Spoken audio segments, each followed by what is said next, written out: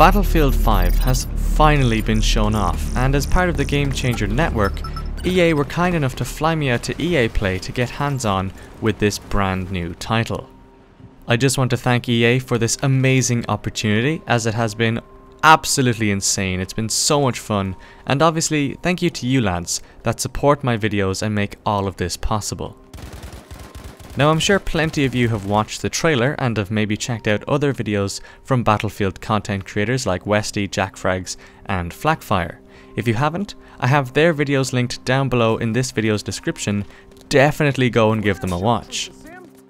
As for me, I have so many videos ready to go live here on my channel, so if you haven't, subscribe to stay up to date with all of them and even hit the bell icon, because I'm sure your sub boxes will be flooded with Battlefield 5 content over the next day or so. So let's get into this finally.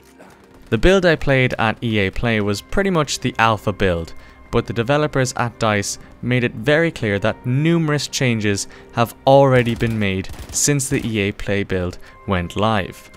The map we played on was called Narvik, and we got to experience DICE's new standout mode, Grand Operations. This mode is amazing. It takes all-out war to a whole new level. Day 1 in this build put us in the sky as we played the mode Airborne. I was playing as the British, which meant I spawned in a transport plane high above the map and had to parachute down onto the ground. Now what you saw in the trailer was actual gameplay, like that's fully controllable. You decide when you jump out. The entire time you're taking fire from the German defences down below, so you could chance it and see how far into the map you drop, or play it safe and jump out as soon as possible. Day 1 was also set at night, which meant I could sneak up along the ridges of the map and take out enemies from behind. Spotting has been completely changed in Battlefield 5. You no longer Dorito spot enemies, rather you highlight a point on the map for teammates to see. Think of it like the Battlefield incursion spot system. This complemented my stealthy approach at nighttime. The goal for Day 1 was to grab explosives and detonate them on certain German anti-air cannons. Something minor but something I loved was that you actually grabbed the explosives and threw them over your shoulder. It was the little things like this that really made me enjoy Battlefield 5. Once the cannons had been taken out, we then progressed onto Day 2. Now keep in mind, the results of Day 1 have a direct impact on the ticket count for Day 2. Set during the daytime now, Day 2 is when the main military force has landed and we engaged in what is now called Breakthrough. This is essentially operations from Battlefield 1. It was pretty tough on Narvik as the attackers, since we were heading uphill for the start of the round. I kept getting sniped from the Germans high above us. It was very fun nonetheless though. Day 3 and 4 weren't live in this build of the game, but I'm crazy excited to see how the final stand Day 4 plays out. We got to play with the usual classes: Assault, Medic, Support and Scout. Each class had its own archetype, and the Support class even had a special one called an Exotic archetype. Each of these have their own abilities and characteristics. While I didn't get to experience what gameplay is like with different archetypes for each class, I could tell just from playing Support that this is a huge gameplay improvement and makes things a lot more interesting when choosing your loadout. Now, something I was actually quite a bit skeptical about before playing was the whole new movement system. From the reveal it seemed pretty fast, and I thought the stumbling of other players would mess with my aim. I was wrong.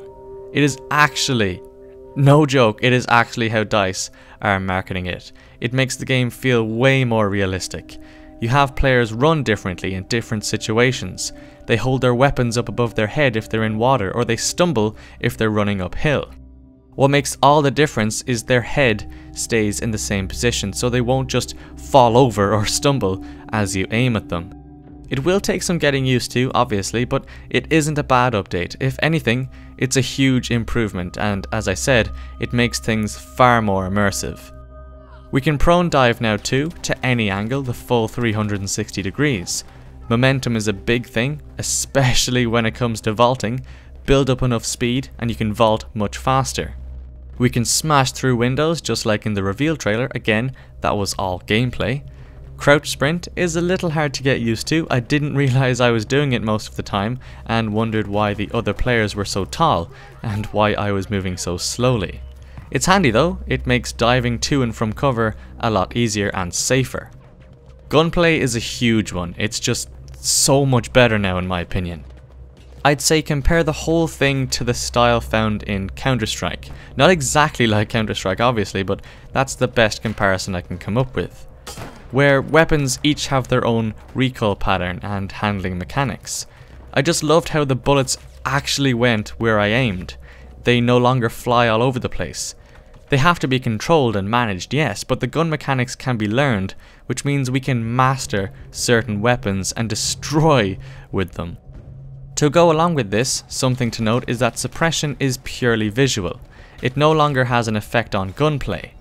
Now it still is a work in progress, I can definitely say that.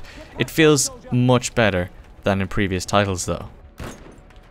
Going for headshots is both easier and more important now too. For automatic weapons, the headshot multiplier has increased from 1.7 to 1.9 and the hitbox has also been increased.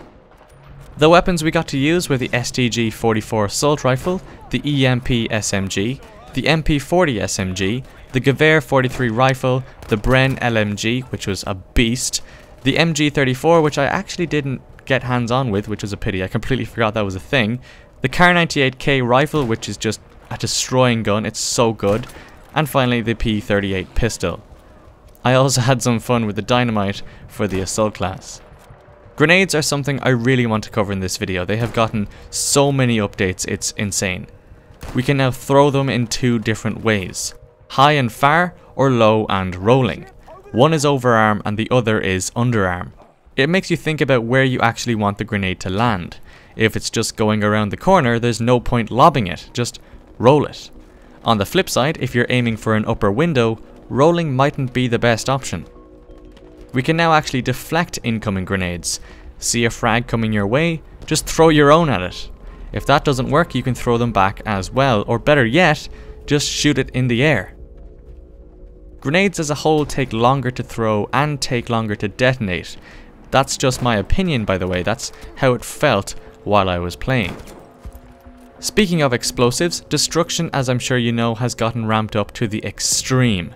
Nearly everything can be ripped apart by a tank, but also rebuilt thanks to the fortification system. Every class can do it, but the support class can build faster. Don't worry, this isn't some Fortnite style building. If a wall is destroyed, you can whip out the hammer and build something back up. Sandbags can be placed down, trenches can be dug, and I'm fairly sure we can build a snowman somewhere. There was one point I was shooting at an enemy in the distance and he formed a wall before I got the kill. It could be an interesting defense mechanic in this way, but I think that happened by chance more than anything. Another thing that I had to get used to was what DICE are calling the War of Attrition.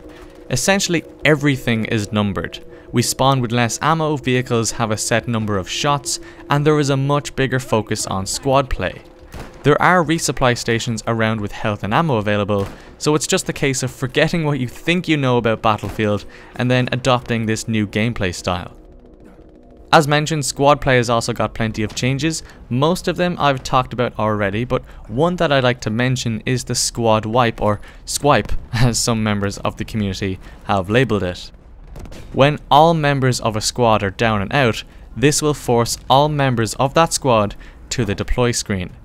What is interesting is that the squad's respawn timer is synced, so they all go back into the fight together. Squad reinforcements weren't live in this build, but they'll be awarded to squads who play the objective and follow squad leader orders.